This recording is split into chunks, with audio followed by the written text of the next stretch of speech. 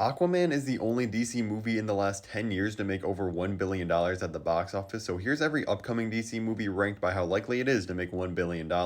In last place is sadly Swamp Thing, a movie I'm actually really excited for. We know this is going to be live action. We also know that James Mangold is going to be the director on this project, and I really like a lot of his movies, and I think he's the perfect fit for this character, but sadly for Swamp Thing, he's not the most marketable guy out there. Plus, we know it's hard for R-rated movies to make $1 billion. It's definitely possible, but he's definitely the least likely movie to make that much. At number 7, I have The Authority. This is a superhero team that pretty much has no limits on how they get things done. They kind of go outside the law a lot of the times. And that as a concept on its own does sound super interesting to me, even though I am unfamiliar with these characters. And sadly, I feel like there's a lot of other people like me that are really just super unfamiliar with these characters. There's always a chance of a Guardians of the Galaxy situation where more lesser known characters do just have a smash hit movie, but they're definitely less likely than a lot of these others to make $1 billion. 6 is where things start getting really interesting because we got Batman the Brave and the Bold. We know Batman and Robin are going to be in this movie, and it's going to be completely separate from Robert Pattinson's Batman movie. Now, yes, I understand that Batman is like one of the most famous characters of all time, but I feel like having two movie franchises with Batman going at the same exact time, they're both going to kind of hurt each other's box office performance. A lot of the general audience might end up just being confused, and if they're confused, they're not going to go see a movie. I think it's going to still do very well at the box office, but I think it's going to get overshadowed by the other Robert Pattinson Batman movies. At number 5, I have Teen Titans, and we're getting a live action movie of this. The same writer of Supergirl Woman of Tomorrow is going to be writing this. Now, James Gunn has said that he has no idea when this movie is going to start pretty much, or at least he hasn't came out and tell us. It's going to be at least later than this year, we know. But I feel like there's just so much nostalgia for so many people because of all the different Teen Titans cartoons, and these are characters that I really cannot wait to see in a live action big budget movie. I feel like James Gunn is the perfect guy to be in charge of this. But $1 billion is still a lot of money that this would have to make, but I definitely think it has a pretty fair chance at making it. Number 4 is Supergirl Woman of Tomorrow with Millie Alcock in the leading role. I am super excited to see this movie because I think she was incredible in House of the Dragon, and I think she's an amazing fit for this character. The thing with this movie is I have it pretty high up on this list, but it heavily depends on how successful Superman actually is next year. If that's big and gets a lot of people invested in this universe and these characters, I feel like this can really ride off the hype and also make $1 billion.